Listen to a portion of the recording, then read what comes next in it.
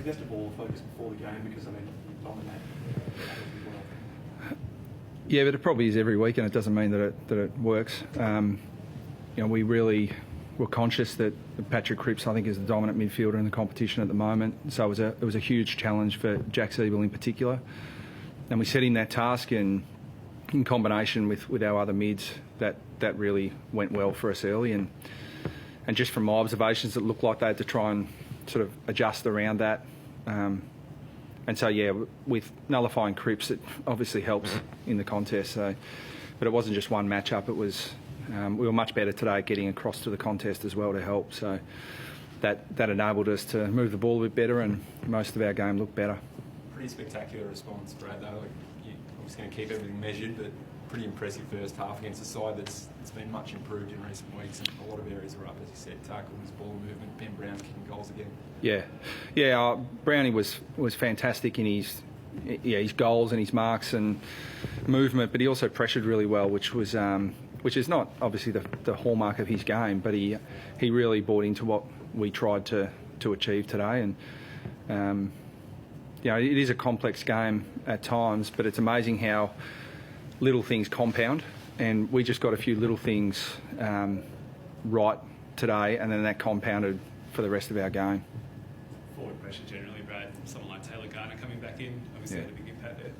Yeah, he's someone that I suspect is rated higher internally than he is externally, and that's probably just a function because he's missed so much footy through injury. But he's a really important part of our forward structure when he's up and going. And Cam Zurhaar's pressures is the hallmark of his game, and he was also able to get on the end of and finish a few tonight or today for us as well.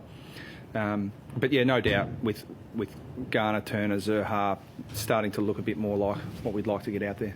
Can you give us a bit more of insight into what Taylor's gone through in the last little period? It looked like he'd beaten his injury curse at the end of 2017, then he has to sit out all of 2018, more setbacks this year, and then finally gets out there and plays really well. Yeah. What's he going through this game? Oh, he just... I think he'd be forgiven because there are guys who miss long periods of the game, ACLs and different sorts of injuries, but they know they're going to be out for long periods. That certainly is a mental battle, but when it's setback after setback after setback, and it all adds up to... I think Taylor hasn't played since round 22, 2017. That's true resilience, and I couldn't be more pleased for him. It's a huge risk playing him, I think, because we're always trying to be really conservative with his progressions. But he's just so important to us that when he's fit, we like to get him into the team. We hear of players getting sent overseas to get their hamstrings fixed. That hasn't been the case with Taylor, but what have you tried to do differently to get him back on the field and hopefully more regular? Yeah, we've sent him all over the country to various specialists, and there's a few of our guys. Benny Jacobs probably the other one that I describe as having specialist fatigue. They see so many of them, and they've all got slightly different views. And but our medical team have done a terrific job with Garns. I know it's been a long time. It's been a huge challenge, but they've got him to a position where he's available again. I mean, we took him off the ground late in the game just because let's just get him off and make sure he gets through the game. So, and we did that with a few other guys as well. So that you've got to be careful that doesn't put too much pressure on the other 17 or 18 guys who are left to play high game time. But those players, Marley Williams coming back from an ankle, they were important for us today. If you're an old fan, you've got the kids in the team, but for the first time this year, you think we've got some real elite talent. Did you feel like it was a big day for that aspect of your team? Yeah, I don't want to contradict myself here because we left Luke Davies-Uniacke out of the team, but primarily, it's always team first, but primarily we left Luke out for his own development, as we did with Jai Simpkin the week before. Sometimes the young players are progressing along nicely, but then they start to drop off a little bit, and Luke has shown he's going to be a really good player for North for a long period of time, but every now and then you just need to just reset them. And Jai had that last week, went back and really dominated the VFL, and then came in and probably got an opportunity in the midfield that he wouldn't have got if Luke Davies-Uniacke had been playing. So we'll keep looking to adjust that, but it's primarily around trying to get the best out of our young players for the long term. I think he had about 16 touches today in the VFL. Is that, I mean, without there are obviously other things you'll rate him on, but do you want to see him really dominate before he gets another go in the seniors? Yeah, I think we'll have a look at it in totality. I mean, obviously they're playing roughly the same time we were today, so I haven't seen any of it yet. But there's some good players playing down there. Dom Tyson, Paul Ahern, Luke Davis-Uniacke, Kyron Hayden, Bailey Scott. Guys who we think have either played really good AFL footy or are right on the cusp of it.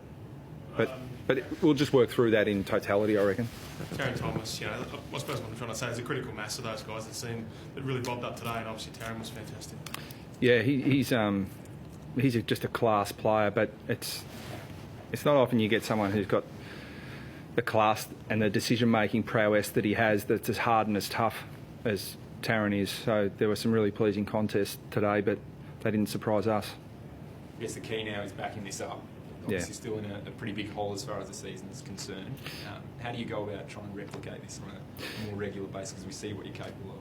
Yeah, I think it's reinforcing the things that we did well today, but also trying to show what happens if you don't do those things well, because it's a huge swing, and that's why the season's doing what it's doing in terms of the results, because the swing can be massive if little things aren't at the level they need to be. So my overriding message is that we're pleased, but we're far from satisfied. How's that, Scott Thompson? Yeah, he's got a bit of a sore adductor that the doctor said, look, we can keep him warm, but there's clearly risk there. So we kept him warm for the third quarter, having the intention of not putting him back on unless we absolutely had to. But then we iced him at three-quarter time. So what that means for next week, I'm not sure. But I think the fact that he was saying, look, if you need me, I can come back on, is a positive, but we just have to go and assess that. What about Luke McDonald pre-game? Yeah, Luke's the ultimate competitor. I mean, he hurt that early in the game against Port Adelaide last week, and because in his mind he could play with it last week, he thought, well, I can play with it this week. But he wasn't functioning. I mean, I'd back him in to deal with the pain, but he just didn't have the flexion and extension in that knee that was required to perform. All good. Okay, thanks.